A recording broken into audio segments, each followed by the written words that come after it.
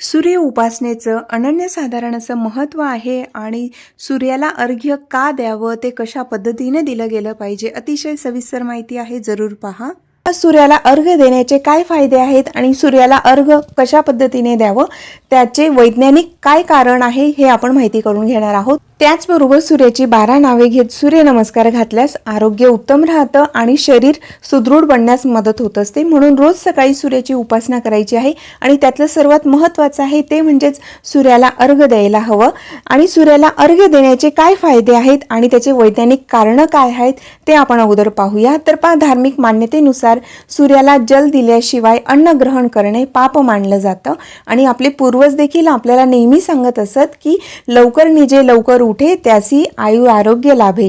ही सवय अंगी आणावी यासाठी सूर्य नमस्कार आणि सूर्याला अर्घ्य देणे या दोन गोष्टींचा शास्त्रात समावेश करण्यात आलेला आहे. आणि सूर्योदयापूर्वी उठून सूर्याचे स्वागत करावे आणि त्याला अर्घ्य द्यावे असा संस्कारात हिंदू धर्मशास्त्रात दिला आहे.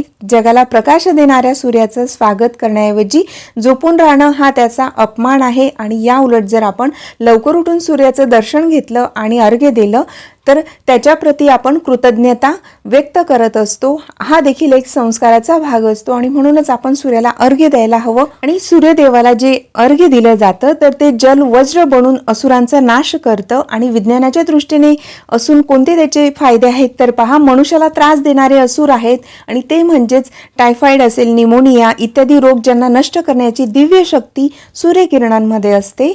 एन्थ्रेक्सचे किटाणू जे खूप वर्षांचं शुष्कीकरणामुळे मरत नाहीत ते सूर्यकिरणांच्या 1-1.5 तासातच मरतात. उकळत्या पाण्याने देखील ते मरत नाहीत, परंतु सूर्याच्या प्रभातकालीन साधकांवर सूर्यकिरणे सरळ पडतात आणि म्हणून त्याचा प्रत्येकाला नक्कीच फायदा होत असतो. तर आता पहा की अर्घ्य कसं द्यावं. अर्घ्य देणं हे महत्त्वाचं आहे, पण ते कशा पद्धतीने द्यायला हवं तर तांब्याच्या कलशात पाणी भरून त्यात लाल फूल, अक्षता आणि कुंकू घालावं आणि ते पाणी आपण हात उंचावून सूर्याला अर्पण करायला हवं.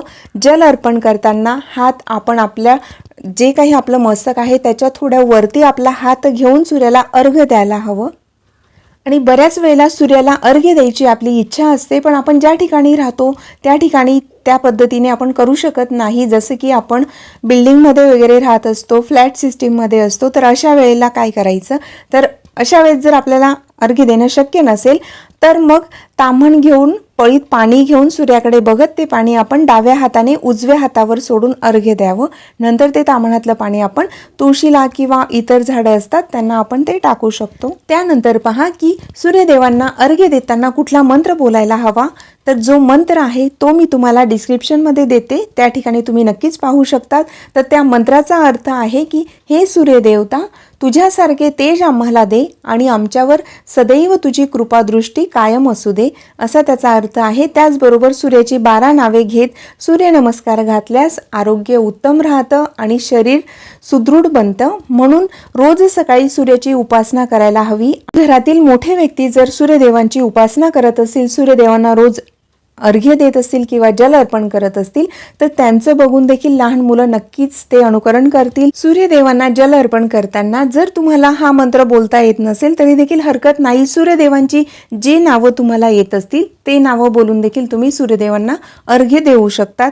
त्यानंतर पहा की शास्त्रानुसार प्रातःकाळात पूर्वेला तोंड करून किंवा संध्याकाळी पश्चिमेला तोंड करून जल द्यायला हवं. आणि पाण्याचा जो काही आपण तांब्या घेतलेला असतो तर तो छातीबरोबर उंच ठेवून पाणी सोडावे आणि जो काही कलश आपल्या हातात असतो तर तो उभा भाग तोपर्यंत पाहत राहावा जोपर्यंत पाणी संपत नाही. असं केल्याने डोळ्यात मोतीबिंदू वगैरे असेल तर ते देखील त्याचा देखील आपल्याला फायदा होण्यास मदत होते. म्हणजेच काय की जे काही दृष्टीदोष असतील त्यांचं देखील निराकरण होऊ शकतं. आणि म्हणूनच ज्या वेळेला सूर्यदेवांना अर्घ्य दिलं जातं तर आपण आपले हात थोडे उंच घ्यायचे आहेत आणि ज्या वेळेला ते जल सूर्यदेवांकडे पाहून आपण अर्पण करतो तर त्यावेळेला त्या जलकडे देखील आपण पाहायला हवं.